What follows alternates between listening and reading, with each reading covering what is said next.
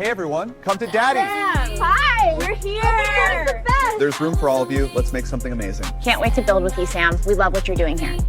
Thanks for showing up. OpenAI loves your attention, and we plan to earn it. Stick around. We've got a lot to share. Hello, everybody. It's Sunday, October the 12th. We haven't done a That Was the Week tech roundup for a couple of weeks. I was in Europe last week. And over the last couple of weeks, most of the news has been once again about OpenAI and Sam Altman. They took a stake in AMD, which resulted in AMD stocks skyrocketing, not rotting, skyrocketing 23%. Sam Altman is beginning to talk about something called building an AI empire. And even more conservative observers like the Financial Times have concluded that Sam Altman has a new project, Building AI Inc. I guess the question is whether that really is the case, what it looks like, and whether it is the ultimate bubble or something real in the economic future. Keith is calling it Come to Daddy. OpenAI wants your attention. And once again, Keith, Sam Altman is dominating the news cycle. Is this good or bad for Sam Altman and OpenAI? Do you think he's taking our attention off the ball, or is a lot of this stuff for real? No, it's definitely for real. They had their developer day this week. They actually had the developer day on Tuesday. And on Wednesday, I attended Andreessen Horowitz's speedrun event, which is when they launched 58 new startups. Every single startup was an AI company, and I would guess that more than half of them no longer had a business due to what OpenAI announced the day before. So OpenAI is from the point of view of a startup, it's sucking the air out of the room, and the space to innovate outside of OpenAI is shrinking, and the space to innovate inside of it is growing, and that's a factor of three things. They launched a developer platform for agents to be created, which competes with Lovable and N8N and the other Vercel companies like that. Then secondly, they announced apps could run inside of an OpenAI chat session. So you could book an airline ticket using Expedia from inside an OpenAI chat. And then thirdly, they announced Sora, which is the now very good video app. I made a video of myself as a Manchester United captain. It's as close as you're going to get, Keith, to both you as a captain of Manchester United and Manchester United winning anything. I mean, in a way, this isn't very new. Zuckerberg tried it with Facebook. Google, in many ways, pulled it off. It's not really good news for innovation or the startup economy, isn't it? That a single company is trying to be the entire innovation economy and be the platform or the play that defines everything else. Well, I think there's three examples of when it was good. The first is Google becoming effectively the interface to the internet due to how good its search used to be. It was good for Google. It wasn't always good for everyone else, though, was it? I think it initially was very good for everyone else. I don't know if you remember when Google came out and it was so much better than Alta Vista. We all. But that's different. I mean, the Google search engine is fantastic. That goes without saying. But the fact that Google increasingly controlled the entire economy, the advertising economy, the content economy is. I mean, I've written extensively on this. Certainly wasn't good for everyone. It was good for Google. Yeah. Well, in my brain, I tend to separate the economic consequences from the technical and human consequences. And so I don't disagree with you, but I'm trying to focus in on just how much better the internet became. And the level of abstraction I think at is the canvas on which we all enter the internet changed to Google. And it happened twice more. It happened when the iPhone came out. The canvas changed to the iPhone and still is to a large degree, and then was joined by Android. That was arguably a good thing for all of us, even though it was also economically beneficial to Apple and to Google. And I think this third thing is an equally, if not more, momentous canvas change, where our engagement with AI is largely, it's over 88% of all AI use in the world is happening through OpenAI. The numbers came out last week, and you know, hold on. So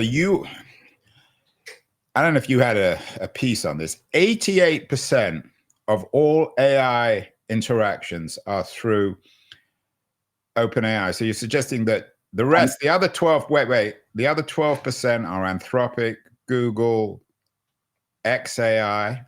Yeah. I find that hard to believe. Where are those numbers from? You know, Andrew, I'll have to. I got you with your pants down, Keith. I don't believe that. No. I read a lot, and I can't. I'll put. But it's not in the context. You can't be Well, throwing let's around talk those about kind the of numbers. I mean, Wait. Go on. Let's talk about the substance. I'll publish the piece next week. But that is a very, very important point, whether that's for real. Because if it is, then it's game over. Then you are indeed your rather dramatic editorial, Keith, about coming to daddy. We've all gone to daddy. Sam Altman is indeed our new father. Yeah, and you know, the other numbers were kind of staggering. Anthropic was second in the like, you know, I think it was like 8%. Google was under 3%. So find the let's not speculate. Find that piece. Maybe I'll find the piece, but find the piece for next week, because that's an important piece. But anyway, let's say you're right. Let's speculate that 88% of all AI activity now, from the consumer point of view, is coming through OpenAI. What's your point then in come to daddy? What about, I mean, aren't we in a post-attention economy anyway? Attention's increasingly become a bit of an old-fashioned word too. 88.16%, I found it. It's in SQ magazine. Okay, well, you continue talking. I'm going to flash it up. I'm going to look for it myself. I'll send you the link in text, and you can click on it. I wonder who publishes SQ magazine, whether it's a certain Sam Altman. Yeah, exactly. But back to our original conversation. I tend to think that single winner has two benefits: one to the owner of the tech, and the other to the human race. Well, let's leave the human race out of it, because that's an absurd abstraction, especially on a Sunday morning. Let's just talk more concretely. I kind of like the abstraction. Yeah, well, I don't want to talk about the human race. I'm a Hegelian, Andrew. Yeah, I know, and that's boring too. Let's talk more concretely. So so this week was I hesitate to use the word tipping point, because almost every week's a tipping point. But it definitely reinforced the trend towards OpenAI sucking the air out of the room, and Altman has been on a press tour ever since. Yeah. And you know, has been talking about the. I did find it, SQ magazine, OpenAI statistics for 2025, but these are OpenAI statistics, so maybe they are cooking the numbers, so to speak. But maybe we'll come back to that next week. Go on. So he's been doing the rounds, you know, stratechery, and that's what he does. Sam Altman does the rounds. I mean, he's a masterful marketer. Yeah, and there's nothing he says that appears outlandish, as far as I can see. I mean, it still is an LLM. So what is the downside here? It's still an LLM. It still gets things wrong. You have to have a human in the loop. So, you know, the ratio of humans to AI is going to grow in AI's favor, and that's going to have an impact on two things: gross domestic product in every country of the world, I would imagine, and also the working week, which I assume on average is going to. Okay, but let's just deal with OpenAI, because the abstractions are, I'm not sure how valuable they are. We did your interview, or our interview of the week is with the author of an interesting book, a new book Sangeet Paul Choudhary reshuffle, who wins when AI restacks the knowledge economy. Choudhary, who's based in Dubai, Choudhary is what he calls a platform economist, and his argument is that AI hype is a feature, not a bug. And he's basically making the argument that Altman is spinning the world to take our mind off the fact that it's still struggling to establish itself as a coherent business. You and I have talked about this, and more people are concerned. I mean, lots and lots of pieces this week about how this current AI boom is going to end. So that's a real issue, Keith, isn't it? I think it's a real issue, but I think there's a little bit of grasping at the straw you most want to grasp.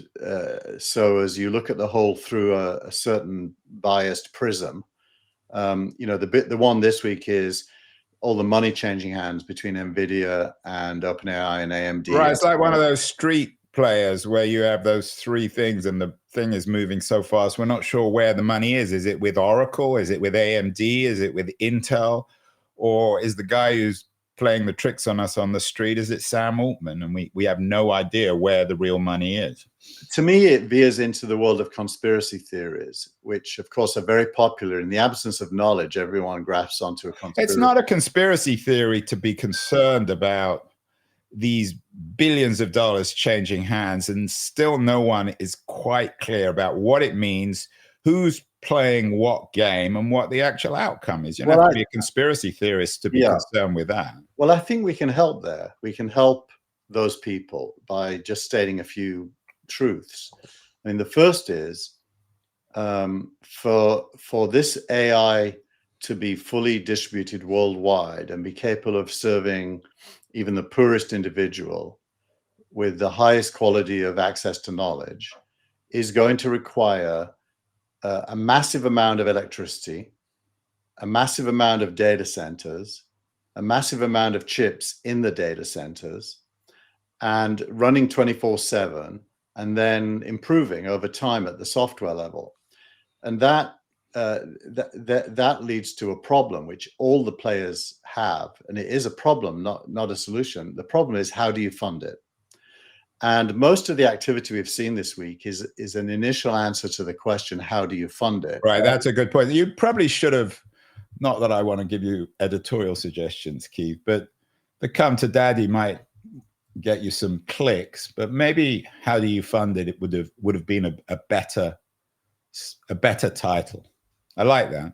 Yeah, how do you fund it? And now the 100 billion that NVIDIA is putting into OpenAI is not a big enough answer. Much more money than that is required. Neither is the purchase by OpenAI of 6 gigawatts of chips from AMD, that in return they're getting warrants to ultimately have the possibility of owning 10% of AMD. But bringing AMD into play is kind of interesting, because up until now it was an NVIDIA world. Well, now it's an AMD and NVIDIA world, which is good. I mean, and I think you and I would agree on that. I mean, it's better to have two, even if they're two dominant players, better to have two dominant players than just one. And then Oracle's role here, which is the 500 billion Stargate project, is not a big enough answer. They claim that what they're going to need is roughly 10 gigawatts of power at the base, with the chips that align with that and the data centers that the chips will go in annually for the next 10 years. And so you're getting into the trillions of dollars of cost for the human race to have AI. Well, can we stop using this phrase "human race"? I don't even know what that means. Let's just all of us, Silicon Valley. I mean, not all of us can have access. Well, some of us don't want it. Well, just pick the kid in East Palo Alto who usually wouldn't have access. Yeah, I'm not interested in kids in East Palo Alto. Let's talk about. Yes, you are. I'm not. You're not such a monster. I'm an extreme monster. But I'm tired of this narrative where all this technology is going to help poor kids in East Palo Alto. Google didn't. Facebook didn't. Google did, actually. Well, anyway, so coming back to Sangeet, I thought it was really interesting because I have two thoughts on what you're saying. Firstly, what Sangeet Chadari argued was that there are alternative models to this sort of free market circus that's happening in America. There's an Indian model, and of course there's the Chinese model, which is more and more controlled. And he's based in Dubai. He hinted at a Gulf model. So that's the first thought. The second thought is you talk about these trillions in terms of producing energy and all the rest of it. But won't this, Keith, I mean, and this has always been your argument, I mean, whatever it cost a trillion yesterday will cost, I don't know, 100 billion next week. So won't all the costs come down? A lot of this become much more accessible and realistic in the longer term? I think logically you would say that that is likely to happen. For example, if it turns out that nuclear fusion is real, the cost of energy would come down. Right. But if it doesn't, then the cost of energy is pretty much going to stay the same or even go up as demand rises and supply is in short. Or solar. I mean, I've done a number of shows recently on the solar revolution, the wind revolution. I mean, that can play a role as well. It can, but it's expensive, actually. It turns out to be not much cheaper. So whereas fusion would, even nuclear fission is cheaper over the long run. Let's assume that, yes, it will come down. But it might not. And no one's going to make bets today on a guarantee of it coming down. So their bets today have to be based on today's reality because they're spending this money over the next 2 to 3 years. So in a way, this contradicts a lot of the, shall we say, the positive technological thinking about costs coming down. If the price of energy is going to go up, if anything, then none of these issues are going to go away. I think that would be true. So there's a lot of bets going into lowering energy costs, which is really the same as decentralizing energy, using nuclear capabilities, also using the sun plus batteries, decentralizing so the grid is not the source of a lot of energy. Right. There's a lot of trends in that direction, and those are real. But they're not that much cheaper yet. It's really interesting that the energy debate and, of course, also the environmental debate now are coming together. I mean, they're not just in parallel. What about the idea, your startup of the week is Reflection AI, the TechCrunch headline for Reflection AI raising $2 billion to be America's open frontier AI lab, challenging DeepSeek. DeepSeek, of course, being the Chinese model. Wasn't the promise of DeepSeek to bring all the costs down of AI? We don't hear that narrative anymore. We still do hear that narrative, but there's a counter narrative. So the cost of training, which is really the DeepSeek innovation, is much cheaper if you adopt their method, which is reinforcement learning, as it's known. In other words, you don't have to build a big model yourself. You can use existing models and then use reinforcement learning to improve them. And that is a lot cheaper, that's true, and needs less energy. However, the counter narrative is that increasingly AI use involves multiple agents within a single interface, doing reasoning in quotes, and that is using a lot more tokens than the early AIs used. And tokens are the unit of energy consumption. If you think of a token as the unit of energy consumption, the number of tokens is going up. Google just announced. Yeah, you had in one of your pieces, there's some stuff on tokens, so it's an important debate. And then, of course, Keith, and you and I have talked about this a lot as well, there's the Carlota Perez perspective. Paul Kudrowski writes about it this week. He argues that the AI capex isn't a bubble because of Carlota Perez's what he calls her technological surge cycle, in which every great new technology, industrial or otherwise, or the internet, requires a kind of misinvestment. The booms and busts are built into these cycles, and there's certainly some truth to that, isn't there? Yeah, I mean, that's what happened with the telecom networks during the first internet bubble, and it happened again with mobile, that you overbuild because there's competition. And the essence of competition is overbuilding. That's why theoretically these people think a central planning is a better solution than capitalism, because you can build according to need. Whereas with capitalism, if you've got AT&T and T-Mobile and the others, they all have to build to be able to win a very large part of the market. So you get overbuilding, and that's true in data centers. It's true in energy. Everything in capitalism, it's the nature of capitalism to overbuild and exaggerate. You made a good point. One of your editorial this week is good in terms of describing what's happening. You say industrial policy by private contract is here, and it's wearing an OpenAI hoodie. But I wonder whether the state is also implicitly involved. Sam Altman has spent a lot of time recently schmoozing with Trump. For Trump and his MAGA movement, I think OpenAI is essential both in driving the US economy and in competing with China. So I wonder whether it's that simple, whether it really is industrial policy by private contract, i.e. OpenAI. There's this kind of implicit coalition now between this dominant AI company, OpenAI, which, as you know, maybe not, controls 88% of the market at the moment, and the industrial policy of a more assertive state that Donald Trump is running.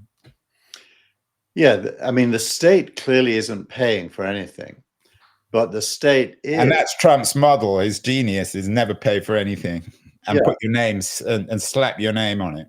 He's putting people together and getting them to spend with each other, and the state does benefit through taxation ultimately if profits are made, and ownership. He's taking a piece of certain projects for the government. So there is a kind of a state capitalism element emerging, which is a lot less efficient than the Chinese top-down model where they have 5-year plans, but it's more efficient than pure competition. Yeah, and I wonder, we're always fighting the last battle. People are predicting a dot-com bust or a Wall Street crash. But my sense of a possible scenario is if indeed Sam's chutzpah, his remarkable play to control this entire AI economy by creating some sort of circular economy, if it does crash, the state will be forced to step in and support OpenAI, whether it's a Trump president or a future Republican or Democrat. I don't think any future American administration can afford to have OpenAI crashing dramatically. Yeah, I think the scenario of a crash is not very realistic, because the way it works in practice, these are not banks. They have a lot of money on their balance sheet, and the winners have more money than everyone else. The winners currently are NVIDIA and OpenAI, and so what happens when a bubble bursts is that the winners are fine because they can turn off marketing spend and infrastructure spend and benefit from huge revenues. It's everybody else that loses. Which is always the case. I mean, The Economist had a good piece this week. I don't think you don't include The Economist in your summaries. You have to have a sub, so it's hard for me to give it to my readers. But The Economist ran a very good piece, and I would suggest for our viewers and listeners to subscribe to The Economist. I think it's an excellent publication. But they ran a test. They said, what if OpenAI went belly up? So they went through the numbers, and it's an interesting idea. I mean, you talk about banks. One of America's most prominent bankers gave an interview this week fearing a crash, an AI-driven crash. So maybe even the bankers don't get it. Yeah, well, ultimately, it's simple. It comes down to the strength of your balance sheet, which is another way of saying the strength of your bank account. And all of this money the winners are where the money ends up flowing. And in the case of revenue, that's NVIDIA and OpenAI.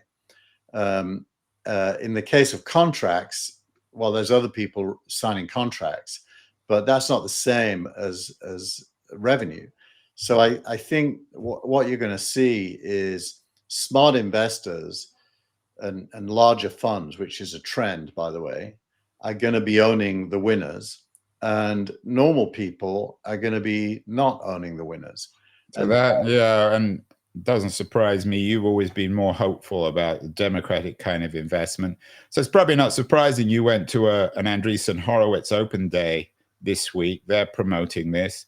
They would, wouldn't they? I mean, they and some of the other enormously powerful investors are on the hook here, but they're also, this would be their biggest win, wouldn't it? I mean, the investors in OpenAI, what kind of win would result? Well, yeah, it's kind of easy to understand the economics. So this week, 58 companies were launched. Andreessen had put into each one $1 million. So that's $58 million. I don't know what their ownership is for that, but let's ignore that for a minute. What Andreessen then does is it writes bigger checks later as the winners emerge out of those 58, and it writes off the $1 million loss for all the others. So most of Andreessen's money, which is now in the double-digit billions, is doubling down on winners, and the later the stage, the bigger the check. So at $500 million, you could put, even 50 billion into OpenAI, and that 50 billion theoretically could turn into a 20x investment. Yeah. So in all this play, Keith, and you do a lot of thinking on this, will OpenAI, or is OpenAI already too big to go public? Can they somehow? Yeah. Do they represent a different kind of company that is private but too big to go public? What would happen? I mean, we're not going to have another Netscape IPO with OpenAI, are we? Well, look, if we put ourselves on the command deck of OpenAI, we're not incented to go public as long as we're spending money to grow. Right, and they don't need the cash. You go public to raise cash. Yes, and as long as you can raise capital while being private, as Stripe has shown, actually the right thing to do is to keep doing that, because public markets punish losses, whereas private markets reward growth. They don't see losses as losses, they see it as growth.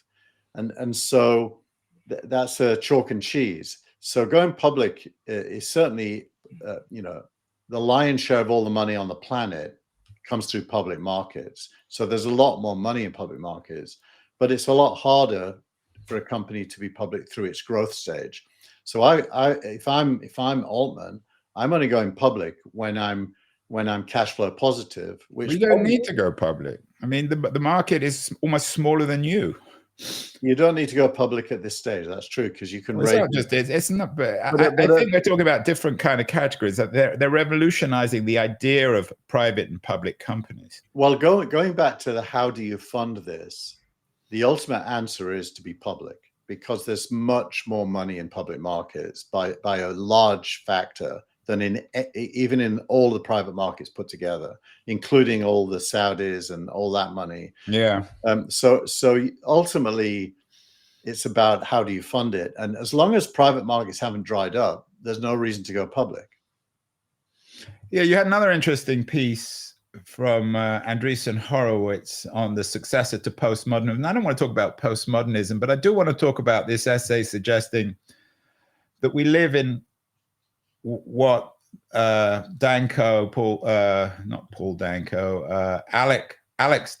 from Andreessen Horowitz describes as a speculative age, that popular society is now suddenly and decisively, in cultural terms at least, moving towards speculation. I wonder whether this AI narrative, which I think is the central tech, political, economic narrative of our age, whether it's rooted in this bizarre speculative obsession that many of us have, that goes from talking about OpenAI to the gambling craze that young people now are involved with. Talk a little bit about this essay, Keith. Let's not talk about postmodernism. Yeah. I always think that's a term that people just use to define whatever they don't like. But this idea of a speculative culture, I think Danko is onto something.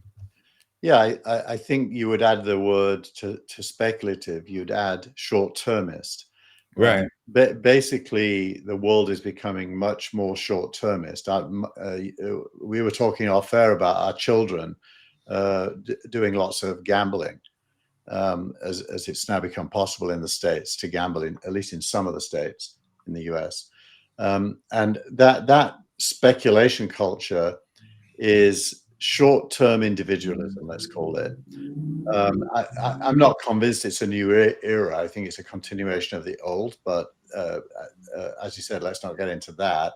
But it is definitely true. And this week, Polymarket was valued, and Polymarket is gambling on historical outcomes, like who's going to win the next election would be an example. And people put money on both sides of a bet. And you get the wisdom of crowds. Basically, it turns out that most of the time, the majority of the money is right, more than experts, actually. So you've got this kind of wisdom of the crowd, speculative economy leading to prediction markets, which tend to be right, interestingly. And right, it's interesting. In the dot-com boom, it was cab drivers buying Yahoo stock and AOL stock that drove the economy. Now the cab drivers and the kids can't buy OpenAI stock because it's not available. So they're sort of gambling in other ways. Danko made a really interesting point. He said, how early or late you are to something is now an essential component of your relationship to that thing. I think that's quite a profound observation, that we are thinking more always in these temporal terms. It certainly defines social media. Yeah, like, you know, an example would be, did you get a Sora 2 invite? And are you using it? And the answer mostly is no and no. But if the answer is yes and yes, somehow your status inherits some glow from the fact that you were early in Sora 2. And your ego, you know, manifests that.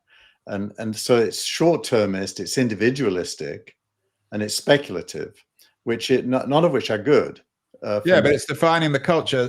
Danko talks about these things called weights, which he says are increasingly going to become dominant. I'm quoting him, but the real party started when LLMs became a product in their own right, and suddenly this nebulous thing called weights became the most sought after asset in the world. What are weights? What does he mean by that? And how does this all connect with our AI age and this speculative age? Well, weights are a technical attribute of an LLM training, an outcome. At the end of training an LLM, you've played with various variables inside the LLM that makes it perform better, and those are known as weights. And open source models publish their weights. It's a function of a vector database and a training set, which is all statistics. So weights are numbers that emphasize certain paths, if you will, versus other paths in answering. Right. So AI becomes our tool in defining what is more or less likely. It becomes the currency, if you like, of the speculative age. One of the other pieces you connect with is a more old-fashioned interpretation of AI, reviving the technocratic dream by your friend Norman Lewis, which suggests that AI can sort of determine what is real and what it isn't. But it seems as if AI is much more surreal than that in terms of speculation. Well, what Norman's writing about, the core of what he's writing about, I agree with him. He's making the point that we collectively have lost faith in institutions, whether it's governments, the Supreme Court, you name it, the church. There's a trend towards institutions being considered in very low regard. And he makes the point that the flocking towards AI is another abandonment of human institutions, that it represents faith in something other than human institutions. And there's some truth in that. In the process of doing that, he introduces the idea that there's some kind of technocratic dream at play here, which is more of a top-down, conspiratorial kind of reading, which I don't think is true. I think that's wrong. And I don't think there are any such thing as technocrats anymore. Interestingly, Chowdhury, in the second part of the title, says we can't trust big tech, which is kind of crossing over into this Norman Lewis. Yeah, although to be fair, that was my you added that subtitle. I gave a speech last week about trusting big tech with our agentic future, so I put those words into his mouth. Although he is skeptical on trusting big tech. My question to both of them would be, given that this is going to happen and it's probably a good thing, net, who can you trust? I mean, if not big tech, then who? Because big tech has the money. And that's the point about AI. I mean, I think Lewis's point is that in theory, AI should end trust. We turn the entire world into data, and it crunches that data and determines what should or shouldn't happen, what state policy should or shouldn't be. So that's the technocratic dream. But the reality, as Danko suggests, is that we're using this technology to forecast the future. We're not using it in a kind of collective way. We're using it to promote, if not our own interests, our own vision of the future, which is very different. Well, I mean, Danko talks about AI, this speculative moment being a successor to postmodernism, but actually, in a weird way, it's just an exaggerated form of postmodernism. That's what I think. I think it's postmodernism taken to an extreme, and which are the characteristics of it are highly individualistic, highly short term, and subjective. And the speculative bit's new, but not that new. I mean, there's always been speculation. Whenever there's a past, a present, and a future, humans will speculate on what it is in the present that represents the future. Well, let's end with your post of the week. It's a letter that Barry Weiss, who runs or had run the Free Press. They were acquired by CBS News for $150 million last week or the week before, and she's become head of CBS News. You have an interesting page on media, Keith, on the developments, both the Barry Weiss development and the other implications of AI with Hollywood. Do you think the Barry Weiss thing is a big deal? It's kind of weird in a way. I knew this was going to happen. I didn't know it was going to be CBS. It was obvious that someone would buy her. Yeah, I mean, my way of thinking about it probably wouldn't be everybody's cup of tea, but the way I think about it is Barry Weiss is old media, and she effectively was squeezed out of her old job, leveraged at the New York Times, right? She leveraged Substack to build a new brand, and now she's gone home. In this case, to CBS on a fast track. She hasn't gone to daddy. She's come home. She's come home, and that fast track from the New York Times to the head of CBS, literally the top person. Well, she wasn't the head of New York. I mean, she was just an opinion writer. She was just an opinion writer. So she's completely accelerated her career back to big media, let's call it. And I suspect it's of no long-term consequence, but in the short term, it's quite a big story. Yeah, I agree. And when you look at her, your post of the week listed her 10 points. She talks about journalism that is fearless, and factual. I mean, she could have used OpenAI to come up with that kind of garbage. I mean, there's nothing original in it, is there? I don't think so. I mean, she's just against. I mean, I always thought the New York Times would buy her. I don't know why they didn't, because I think the New York Times is increasingly archaic, and it would really have shaken them up. Yeah, but they'd have to abandon a lot of shibboleths in order. Well, it would be healthy for them. I guess they considered it. Yeah. Do you think it's a good acquisition from CBS? Does it make any sense, or is it just rearranging the deck chairs on the Titanic? I find it hard to think it's a good thing because, when you think about mainstream media news, in my kind of ranking is roughly, CNN, MSNBC, Fox, then maybe NBC itself. CBS is pretty low down, and I don't think this is going to change that. Yeah, and one of the other pieces you have is from Neiman Lab suggesting that Barry Weiss's CBS News and MSNBC, they're comparing and contrasting. But you're suggesting, Neiman says they're fascinatingly different. You're suggesting they're kind of the same. I think it depends at the level at which you're thinking. MSNBC is clearly more partisan, and CBS is outlining an agenda to be neutral, if you will, a bit more like the old CNN. And we'll see how it plays out. I mean, Paramount, which owns CBS, has a new owner, the son of Larry David Ellison, yeah. And so a lot of people are speculating on this connection between David Ellison and Larry Ellison. I mean, and they do have a lot of money, so that maybe we're failing to see the future here, and our speculation is wrong.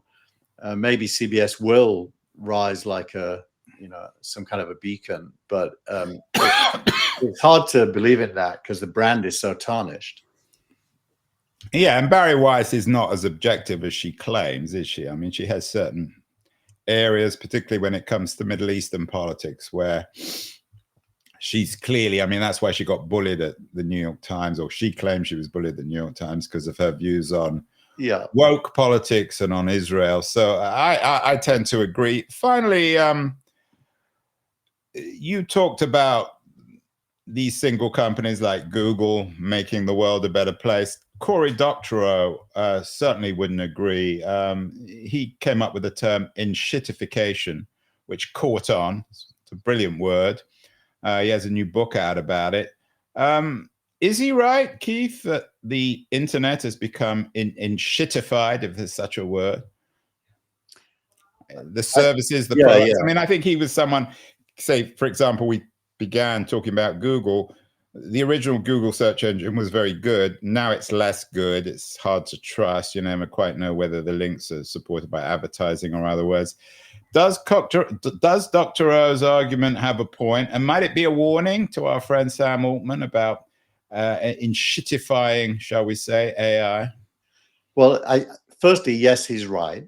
And he's talking about the internet, but what he really means is the web.